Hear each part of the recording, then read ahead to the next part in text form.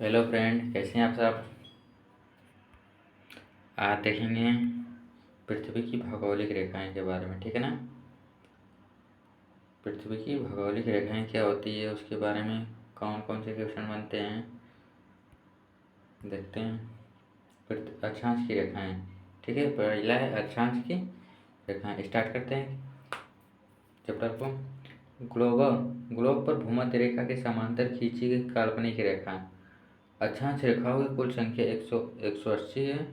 प्रति डिग्री की अक्षांशीय दूरी लगभग 111 किमी के बराबर होती है, जो पृथ्वी के गोलाकार होने के कारण भूमध्य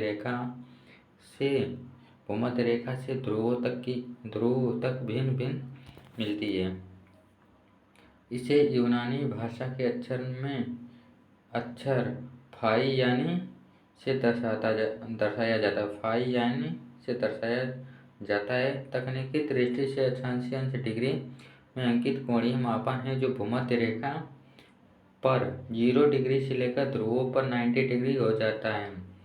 अक्षांश भूमध्य रेखा से किसी भी स्थान की उत्तरी अथवा दक्षिणी ध्रुव की ओर की कोणीय दूरी का नाम है। भूमध्य रेखा को 0 डिग्री की अंश रेखा माना गया है। भूमध्य रेखा से उत्तरी ध्रुव की ओर की सभी दूरियां उत्तरी अक्षांश और दक्षिणी ध्रुव की ओर की सभी दूरियां दक्षिणी अक्षांश में मापा जाता है। ध्रुव की ओर बढ़ने पर भूमध्य रेखा से अक्षांश की दूरी बढ़ने लगती है। इसके अतिरिक्त सभी अक्षांश रेखाएं परस्पर समांतर और पूर्ण वृत्त होती है। ध्रुवों की ओर जाने से वृत्त छोटे होने लगते हैं। 90 डिग्री का अंश ध्रुव पर एक बिंदु में परिवर्तित हो जाता है। आगे देखते हैं फ्रेंड। आगे देखते हैं, पृथ्वी के किसी स्थान से सूर्य की ऊंचाई उस स्थान के अक्षांश पर निर्भर करती है। निम्न अक्षांशों पर दोपहर के समय सूर्य ठीक सिर के ऊपर रहता है। पृथ्वी के तल पर पड़ने वाली सूर्य की किरणें की गर्मी विभिन्न अक्षांशों पर अलग अलग होती है। पृथ्वी के तल पर किसी भी देश अथवा नगर स्थिति निर्धारित उस स्थान के अक्षांश देशांतर के द्वारा ही किया जाता है। किसी स्थान के अक्षांश को मापने के लिए अब तक खगोलीय अथवा त्रिभुजीकरण नाम की 2 विधियां प्रयोग में लाई जाती रही हैं, किंतु इसके ठीक माप के लिए 1971 में श्री निरंकार सिंह ध्रुवणमापी नामक यंत्र का आविष्कार किया, जिससे किसी भी स्थान के अक्षांश की माप केवल अंश डिग्री में नहीं अपितु है कला मिनट में भी प्राप्त की जा सकती है। ओके फ्रेंड, पहला देखते हैं देशांतर रेखाएं। देशांतर रेखाएं क्या होती हैं, इसके बारे में देखते हैं। देशांतर रेखाएं, ओके फ्रेंड।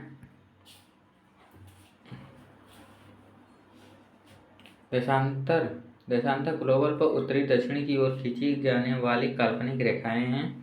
ये रेखाएं समांतर नहीं होती हैं। पृथ्वी के बीचों बीच 0 डिग्री पर खींची गई ये रेखाएं मध्याह्न रेखा या ग्रीनविच रेखा कहलाती है। दुनिया का मानक समय भी इसी रेखा से निर्धारित किया जाता है। एक देशांतर का अंतर होने पर समय में 4 मिनट का अंतर होता है। क्योंकि पृथ्वी पश्चिम से पूर्व की ओर घूमती है, फलस्वरूप पूर्व की ओर बढ़ने पर प्रत्येक देशांतर पर समय 4 मिनट बढ़ जाता है, तथा पश्चिम में जाने पर प्रत्येक देशांतर पर समय 4 मिनट घट जाता है। देशांतर रेखाएं उत्तरी तथा दक्षिणी ध्रुवों पर एक बिंदु पर मिल जाती हैं। ध्रुवों से विषुवत रेखा की ओर बढ़ने पर देशांतरों के बीच की दूरी बढ़ जाती है। विषुवत रेखा पर इनके बीच की दूरी अधिकतम 111.32 किमी हो जाती है। इनकी कुल संख्या 360 है। इंग्लैंड के ग्रीनविच नामक स्थान से गुजरने वाली देशांतर को प्रधान देशांतर या 00 देशांतर माना गया है।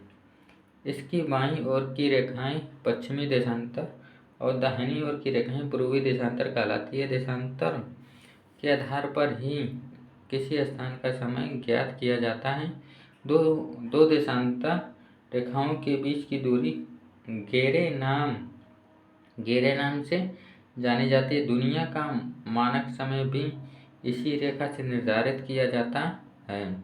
लंदन का शहर ग्रीनविच इसी रेखा पर स्थित है, इसलिए उसे ग्रीनविच रेखा कहते हैं। इस देशांतर रेखाओं के मध्य रेखाएं भी कहा जाता है, क्योंकि एक रेखा पर स्थित सभी स्थानों पर मध्याह्न या दोपहर एक ही समय पर होता है। ओके फ्रेंड, आगे देखते हैं। कर्क रेखा के बारे में देखते हैं। कर्क रेखा क्या है? कर्क रेखा उत्तरी गोलार्ध में भूमध्य रेखा के समांतर 23 डिग्री 26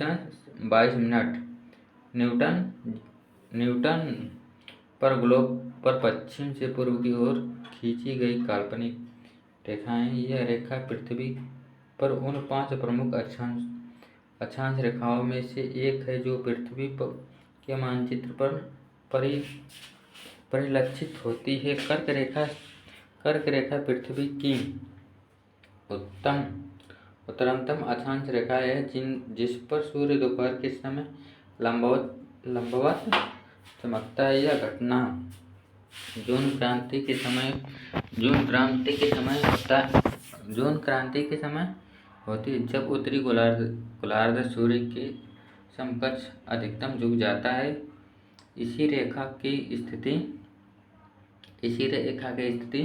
अस्थायी नहीं है, वरना इसमें समय के अनुसार हेरफेर होता रहता है। 21 जून को जब सूर्य इसी रेखा के एक कदम ऊपर होता है तो उत्तरी गोलार्ध वह दिन सबसे लंबा व रात सबसे छोटी होती है।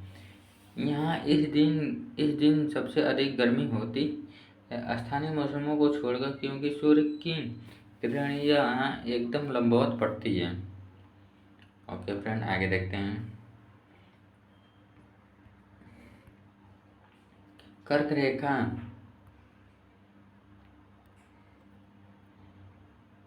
देखते हैं। कर्क रेखा के सिवाय उत्तरी गोलार्ध के अन्य उत्तरतम क्षेत्रों में भी किरणें अधिक लंबवत होती है। इस समय कर्क रेखा पर स्थित क्षेत्रों में परछाई एकदम नीचे छिप जाती है, या कहें कि नहीं बनती। इस कारण इन क्षेत्रों को अंग्रेजी में नो शैडो जोन कहा जाता है। इसी के समांतर दक्षिणी गोलार्ध में भी रेखाएं होती है, जो मकर रेखा कहलाती हैं। भूमध्य रेखा इन दोनों के बीच स्थित है। कर्क रेखा से मकर रेखा के बीच स्थान उष्णकटिबंधीय कहलाता है। इस रेखा को कर्क रेखा इसलिए कहते हैं क्योंकि जून क्रांति के समय सूर्य की स्थिति कर्क राशि में होती है। सूर्य की स्थिति मकर रेखा से कर्क रेखा की ओर बढ़ने को उत्तरायण एवं कर्क रेखा से मकर रेखा को वापसी को दक्षिणायन कहते हैं। इस प्रकार वर्ष छह माह में 2 आयन होते हैं। ओके फ्रेंड, आगे देखते हैं मकर रेखा के बारे में। मकर रेखा के बारे में देखते हैं। मकर रेखा दक्षिणी गोलार्ध में भूमध्य रेखा के समांतर 13 डिग्री 26 पर ग्लोबल के पश्चिम से पूर्व की ओर खींची गई काल्पनिक रेखाएं हैं। 22 दिसंबर को सूर्य मकर रेखा पर लंबवत चमकता है। मकर रेखा या दक्षिणी गोलार्ध 5 प्रमुख अक्षांशों रेखाओं में से एक है, जो पृथ्वी को मानचित्र परिचालित होती है। मकर रेखा पृथ्वी की दक्षिणतम अक्षांश है, इस पर सूर्य दोपहर के समय लंबवत चमकता है। आगे देखते हैं। यह घटना दिसंबर दिसंबर संक्रांति के समय होती है, जब दक्षिणी गोलार्ध सूर्य के समकक्ष अत्यधिक झुक जाता है और मकर रेखा की स्थिति अस्थायी नहीं है, वरना इसमें समय के अनुसार हेरफेर रहता है। उत्तरी गोलार्ध में मकर रेखा उसी भांति जैसे दक्षिणतम गोलार्ध में कर्क रेखा मकर रेखा के दक्षिण में स्थित है। अक्षांश दक्षिण तापमान क्षेत्र में आते हैं। मकर रेखा के उत्तर तथा कर्क रेखा के दक्षिण में स्थित क्षेत्र उष्णकटिबंधीय कहलाती है। ओके फ्रेंड, आगे देखिए भूमध्य रेखा के बारे में। अगला है भूमध्य रेखा। भूमध्य रेखा के बारे में देखते हैं। परिभाषा के अनुसार भूमध्य रेखा का अक्षांश शून्य होता है। पृथ्वी के भूमध्य रेखा की लंबाई लगभग 4075 किमी या 24,901.5 मील शुद्ध लंबाई है। शुद्ध लंबाई है। पृथ्वी के घूर्णन की दूरी और सूर्य के चारों ओर पृथ्वी की परिक्रमा की कक्ष से प्राप्त सतह के बीच संबंध स्थापित करें तो पृथ्वी की सतह पर अक्षांश के 5 घेरे मिलते हैं। भूमध्य रेखा पृथ्वी की सतह पर उत्तरी ध्रुव एवं दक्षिण ध्रुव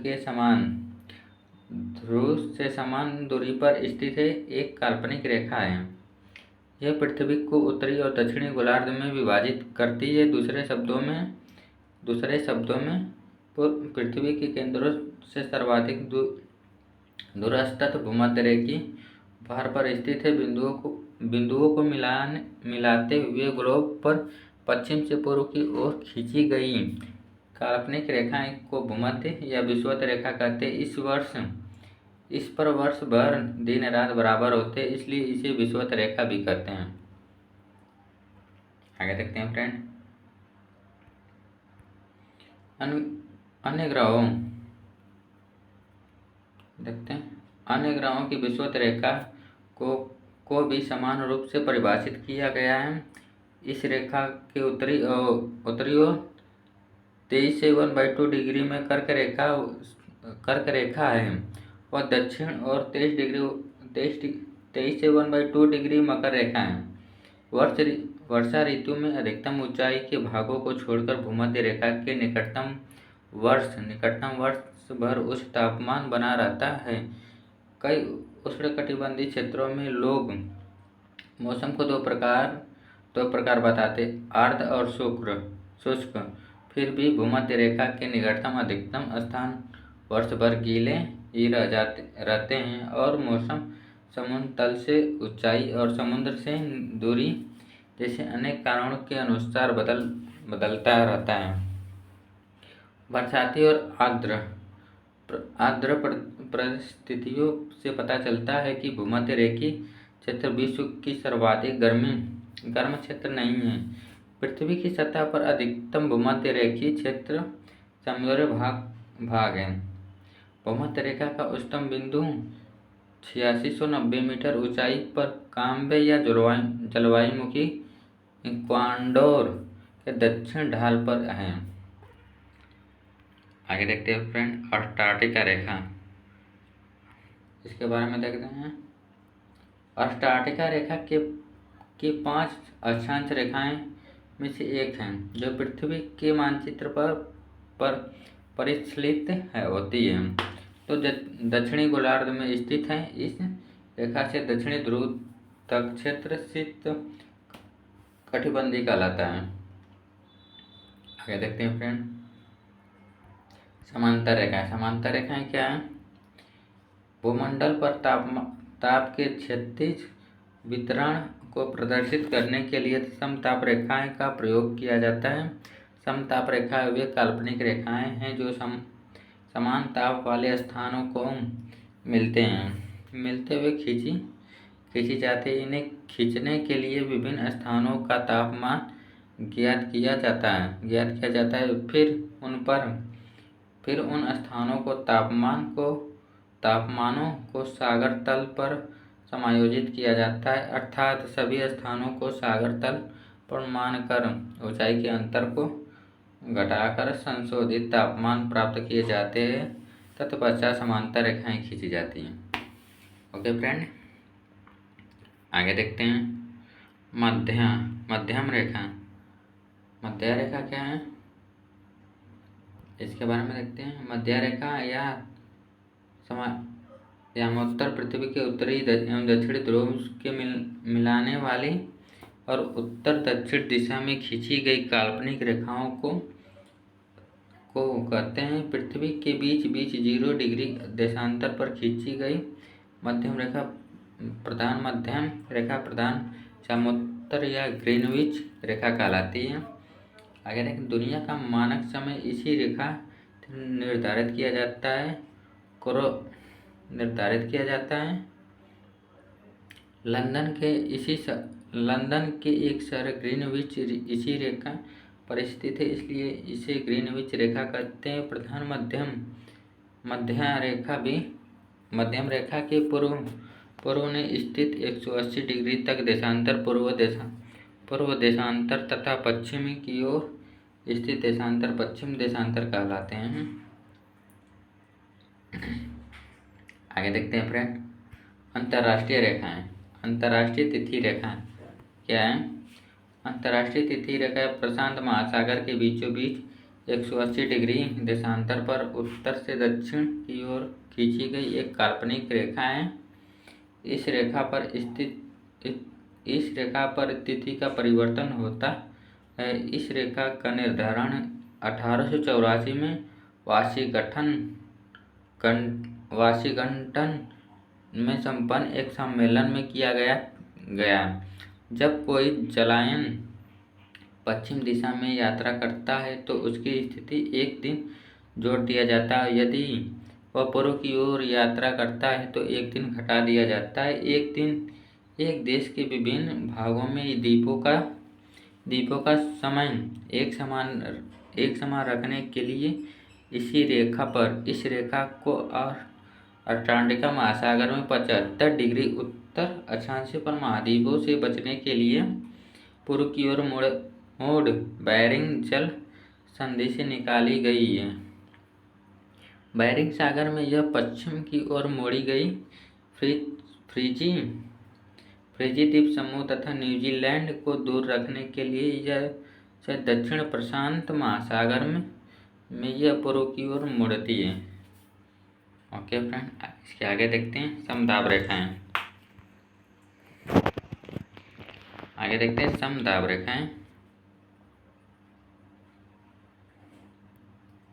किसी मानचित्र पर सागर तल के बराबर घटाए हुए वायुदाब से तुलनात्मक रूप से समान वायुदाब वाले स्थानों को मिलाकर खींची जाने वाली रेखा समदाब रेखा या आइसोबार कहलाती है। आगे देखिए, सूर्य ग्रहण व चंद्र ग्रहण। सूर्य पृथ्वी की परिक्रमा करती है, जबकि चंद्रमा पृथ्वी का। जब सूर्य एक चंद्रमा के मध्य पृथ्वी आ जाती है तो पृथ्वी की छाया चंद्रमा पर पड़ने लगती है, जिसके कारण सूर्य ग्रहण बढ़ता है, जो चंद्र ग्रहण कहलाता है। जब पृथ्वी एवं सूर्य के मध्य चंद्रमा आ जाता है तो उस छाया को पृथ्वी पर पड़ती है तो उसे सूर्य ग्रहण कहलाता है। ओके फ्रेंड, अब वीडियो पसंद आए तो like, comment, share and subscribe.